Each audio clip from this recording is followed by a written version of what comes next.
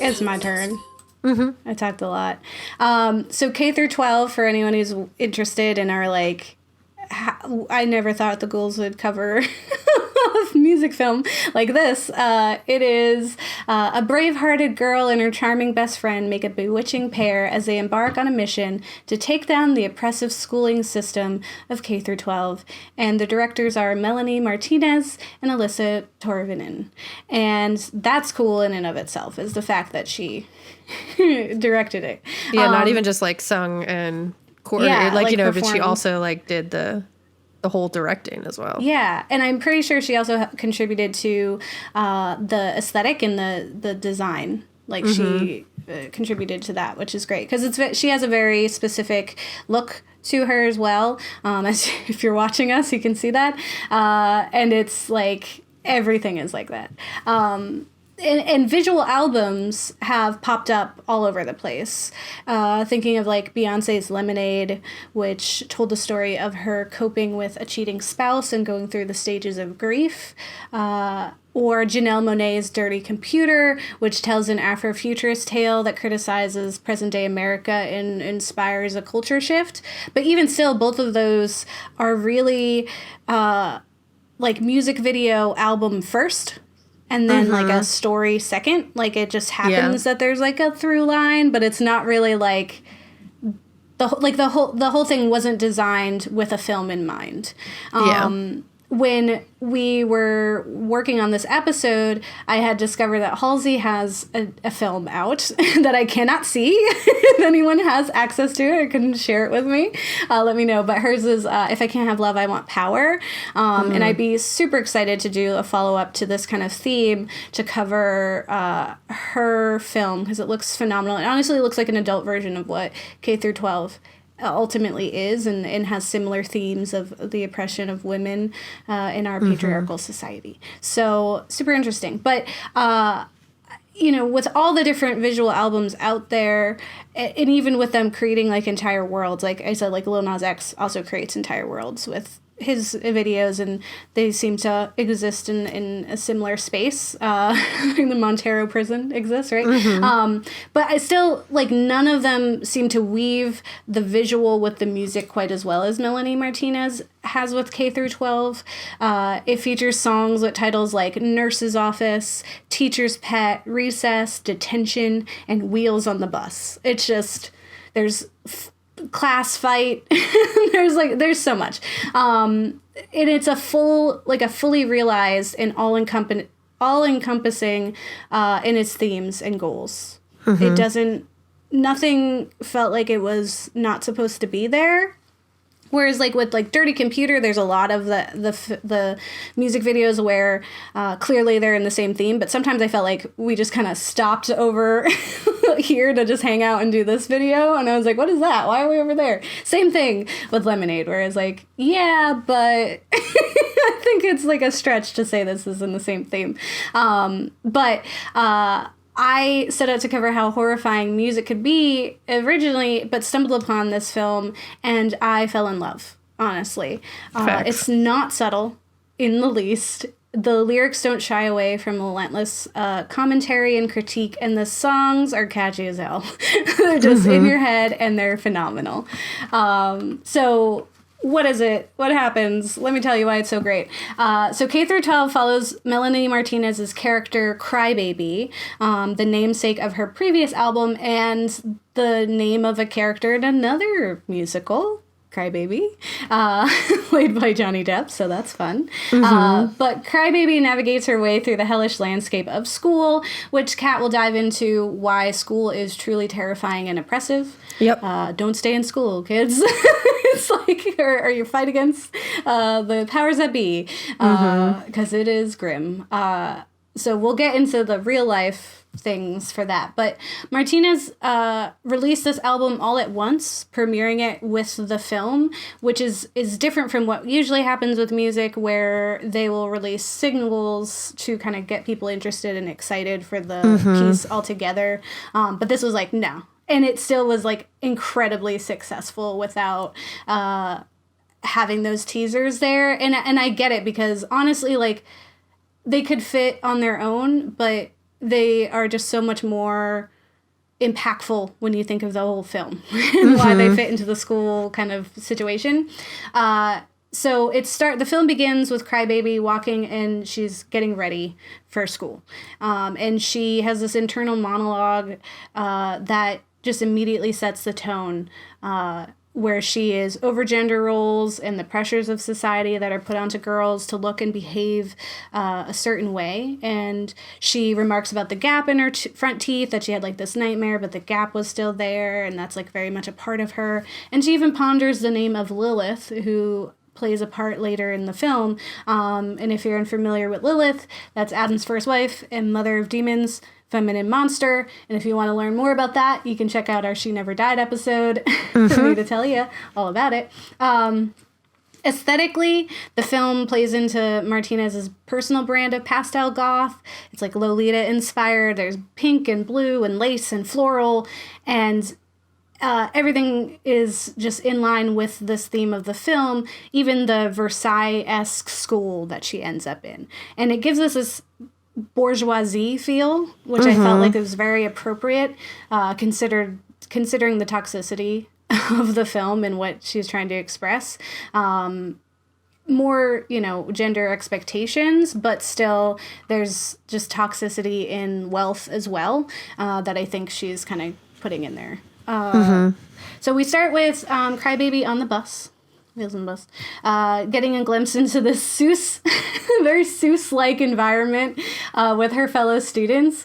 Girls are wearing pink dresses and boys wear blue pants. The dresses are also really short, and she marks on that. There's like a scene where they like flip their skirts up, and it says like F off on their underwear. But boys wear blue. Some are completely blue, like Kat in our episode. And she kicks off with Wheels on the Bus, while her fellow students do like coordinated hand dances along to the tune. And we get the first hint that Crybaby and her friend Angelita are not as plain as they seem. They have these black eyes. They can kind of take these like demonic black eyes, and they end up cursing one boy who was bullying Crybaby. And there's like, the whole song is really about like not having any supervision for young people. And over the course of the film, more girls are revealed to be these other witch-like and full of power girls who are just waiting to be awakened. The songs all feature some school-like theme, like I said, with the titles. But they also, that's just like the surface of it. They're all trying to cover heavy and emotional topics under it. And like we said a few times, it's not subtle. It's very in your face, and I'll tell you some of those lyrics so you know. But she ultimately explores themes of bodily acceptance, the pressures of society, and also how to learn to love yourself. And also just some of the problems in society. There's like a song, Teacher's Pet, which is about like a young girl getting taken advantage of by a teacher. And this idea of like, I don't even care. Like there's like a lyric that's like, I don't even care if I pass the test. Just tell me you love me. And it was like, yeah. And then the visuals are super triggering. Like it's definitely horrifying. Like there's so many where it's like this poppy song, and then you listen to the lyrics and you're like, wait, that's not cool. In the song Show and Tell, she covers a common issue for young people and students of being constantly surveyed and critiqued. She has lyrics like, show and tell, I'm on display for all you effers you see, or buy and sell, like I'm a product of society. Art don't sell unless you've effed every authority. Essentially, you are a commodity. You are an item, and you have to behave a certain way for people to want you or to approve of you. And there's also this common theme of loving your imperfect body. So she has lyrics that reference that throughout, including in Show and Tell, where she says, why is it so hard to see? If I cut myself, I would bleed. I'm just like you. You're like me. Imperfect and human we are. In that, it's a little more like her performing. So in that song, in this part of the film, Crybaby has been turned into a marionette. And she's performing for her fellow students, and she's controlled by the teacher. And so they're laughing and gawking at her as she's like sadly performing. She's clearly upset, and begging them to see that she's as real as they are. And I think this is also her attempt to explain the pressures of idol culture. She says, there are strangers taking pictures of me when I ask no more. And when you think Martinez was on The Voice at just 17 years old and has been in the public eye since that vulnerable age, it's no wonder that she feels like her whole life is on display and she's being expected to perform. Just like no matter what, and has always done that. Like in these critical times of her growth, was kind of robbed of that. And it reminds me a lot of Perfect Blue and how Mima felt she was losing who she was to the person that she was on stage, or to the person that her fans wanted her to be. And if you want to learn more about Perfect Blue, check out our episode on that, because we go way into idol culture, which is what the song is about. The bodily expectations and pressures persist in songs that honestly really got to me. Like some of my favorite are very emotional. And when you're thinking of this like super pretty aesthetic and like these dolled up girls, and the songs are really catchy and fun, and then you like take a minute to listen and you're also like watching her performance, it's really heartbreaking. Like she does a really phenomenal job of like, this is a cry for help essentially, and not like that just her directly is being harmed. It's like all girls, like all young girls are being impacted in this way, and it's like a cry to society to fix it. So in the song Strawberry Shortcake, Crybaby critiques her own small body while she's undressing in the locker room. And she kind of expresses how there's this need to police your own body, which is a constant problem for girls in school regarding dress codes. And she says, feeling unsure of my naked body, stand by, watch it taking shape, wondering why I don't look like Barbie. They say boys like girls with a tiny waist. So that pressure of like, you have to be what boys want you to be. And then she also addresses the problem with asking girls to watch what they wear instead of teaching boys to respect them, with the line, got sent home because my skirt was too short. But furthermore, while she, in this scene, she is in this large cake dress. It's like huge, and it's made of cake. And she's crying as these boys who are like zombie-like shamble forward and are just devouring the cake, which is her. And she's like terrified and clearly violated, and she sings, "That's my bad, that's my bad. No one taught them not to grab. Now the boys want a taste of the strawberry shortcake." And it's like, the song itself is like, that's not bad. It's so poppy. But then it's like, what did she just say? And she like plainly calls it out and says, instead of making me feel bad for the body I got, just teach him to keep it in his pants and tell him to stop. That's it, right? Like, basics. Like what we have, been asking for forever. But that coupled with how honestly, like, upset she is, and just the imagery of them devouring the cake is like, I mean, we cover a lot on Ghouls how upsetting it is when there are rape symbols or just scenes in film, and how gratuitous it could be in horror and unnecessary. And this is like a representation of that without, like, you don't have to show that for us to get the gist. Like, we know how upsetting it is. It hurts to watch, but you didn't have to go there. You know, like, you can do that with art. And this young girl is doing it. Like, even thinking of Perfect Blue with the scene with Mima, like, she's acting in that scene, and it's still really traumatic and kind of unnecessary to go on as long as it does, or to do what it does, animated or not. So thinking, like, here's how you can do that, get that message across without actually putting anyone through that trauma. Creating that safe space. So I think that's pretty awesome.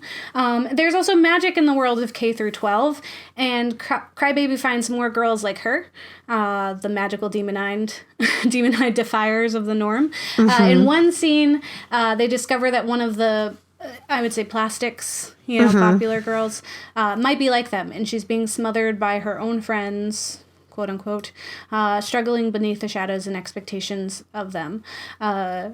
She has a song called Lunchbox Friends, which is about not having fake friends at school, essentially. And the ones who are like, yeah, I'm your friend. And then as soon as the bell rings, you don't matter to them. But there's an even more impactful song that comes right after that, which finds Crybaby in the bathroom, where she finds this girl being forced to vomit up her small lunch that was of oranges. And here Martinez takes time to discuss struggles with eating disorders like bulimia, which she's hinted in previous albums, like with a line or two, but this song is like, this is about that. It is about your expectations and the pressures you're putting on your body, but it's also about like the unhealthy way that you are seeing your body. It talks about body dysmorphia. She has, the lyrics like, your body is imperfectly perfect. And the line that really struck me in that song was, I wish I could give you my eyes because I know yours aren't working, which is a commentary on body dysmorphia. And it's like, you don't see that you're fine already and that you're okay. And so instead what you're doing is, the song is called Oranges because that's what they eat instead.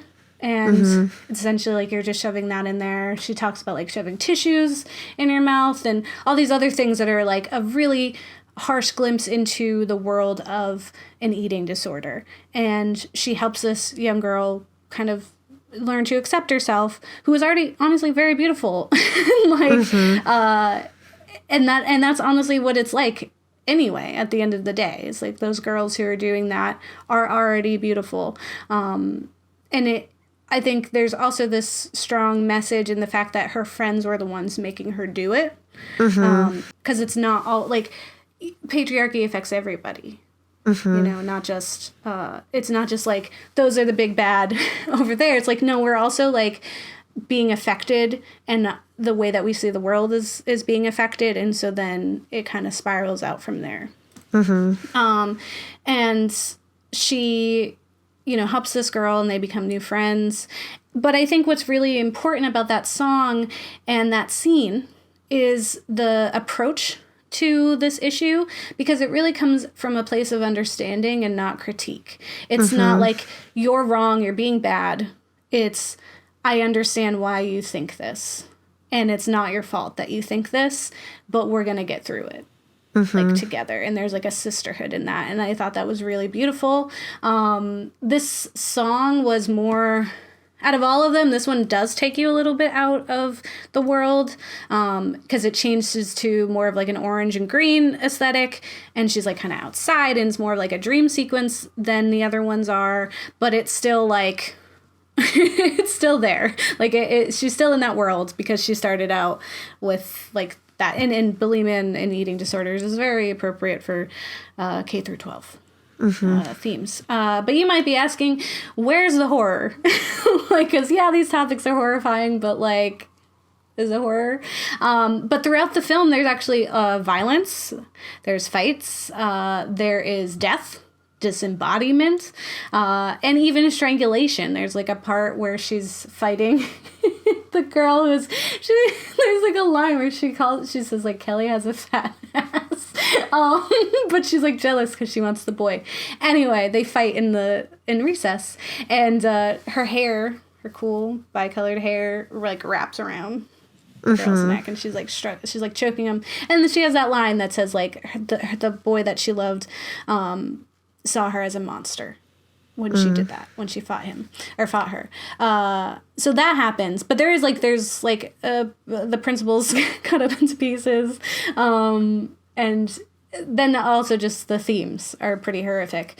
It's not overly gory or frightening but when you're placed on the background of this pastel goth world Martinez built, it's unsettling. Because you just don't feel comfortable, and that's the whole point. Like, you're not supposed to. And there's like the dances are great. The set designs are great. Every time she's got like a new look, it's awesome. She has like one where she's like, her hair is up and she looks very like French, like Marie Antoinette-esque. She has like braids. It's all over the place, but it's great. And then she also has like her troupe, like the other girls are super cool and powerful. The boy was like a crush on her, is really cute. There's a lot. So I can't say enough how delightful and also how very emotional this film was. There were points where I was genuinely like tearing up, especially like with Oranges and Strawberry Shortcake. Those really got to me, just because she like really isn't holding back with those lyrics, and when you're seeing that, it's hard to like shrug off. I don't know what I was expecting, but I was way more than pleasantly surprised by this film and the songs. It's expertly woven, and learning that Melanie Martinez directed it is even more impressive. Like, I was like, that's so great. I love that you all are doing this. Did I say Lil Nas X directs his stuff too? He does. Good job, kids. You're doing wonderful work. But the characters are interesting and charming. The songs are bops. They're just, like, you can listen to them. Like, when we were talking about Repo, I was like, yeah, you can listen to them on their own and they're fine. But this is like, but either. You know, you can just honestly listen to her, or you can, like, move. You could just listen to it on the film. And the film is also really nice to look at. It's pretty. One of my favorite songs and videos was Detention, which still has criticism in it, but it was really fun. And she's like in a cage and she's like being hot and like flirty. But it was also like, don't touch me unless I say. Yeah. And she has like her like high school sweethearts was like, we should like love me or get out of here. Like, what are we even doing right now if you're not in love with me? And I was like, yeah. I was like, yes, please have that confidence and demands that kind of love from anyone, even your high school sweetheart. Like, do that right from the get-go.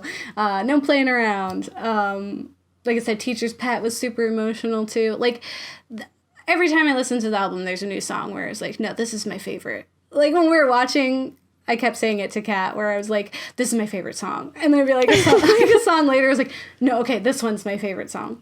So I don't want to spoil what happens at the end, because I do really want people to watch it. It's an easy watch. It's on YouTube. It's musical, so you can also just kind of have it in the background if you wanted. But the ending is cute. It's peculiar. The themes are very like Alice in Wonderland. There's like a maze. There's references to Lilith again, so you get to do that. And it is really interesting to see, and just like how she weaves school themes with like the pressures of society on young bodies. And so really, really want you to watch it. I want you to watch it, and then I want you to like reach out to us and tell us what you think of it. And if you like have any thoughts, if it struck you in any way, or if you're like, wow, this is awful. Also, if you like I said have if you have access to Halsey's video album, I would love that, because it looks really good. Like, that looks like a full film, and it's like A24 level film. And I'm like, how do I get it? And it was like in theaters in IMAX for like a week, and I was like, it's a pandemic. Yeah, who's gonna know a week's notice? Like, boy with love, I love you, but not that much. So make it online, please. Yeah, no, that's super real.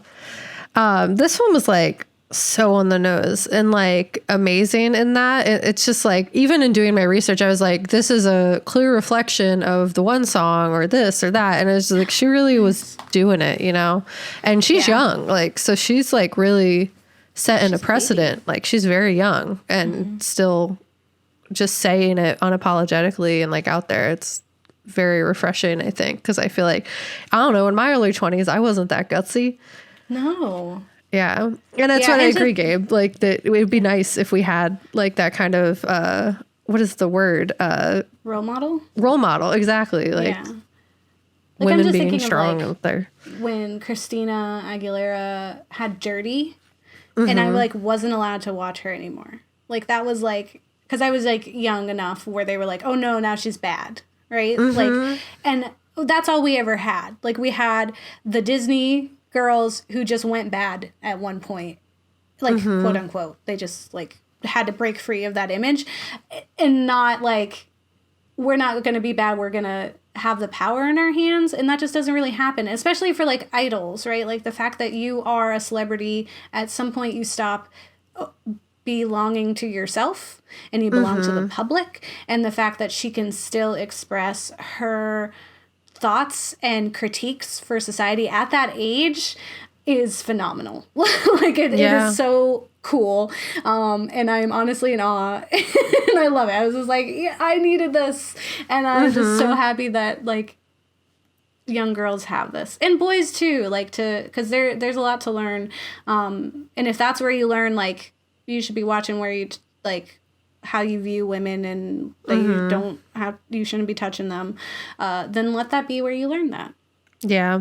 And it's also interesting, I think, like, in terms of the fact she was young, it's like the millennial generation, we live in this very, like, transitional period, because we had the early 2000s, which is just offensive as hell. And there was, like, a lot of transitions in terms of, like, feminism and, like, growing in that regard, and, like, kind of creating this environment that I think is more so taking off today. But we definitely lived in that, like, weird transitional period where it was not in any way, I think, as progressive as I think we thought it might have been. I think like, it was growing very up. Neglected. I think it was neglected. Like, people just didn't know what to do, so they didn't.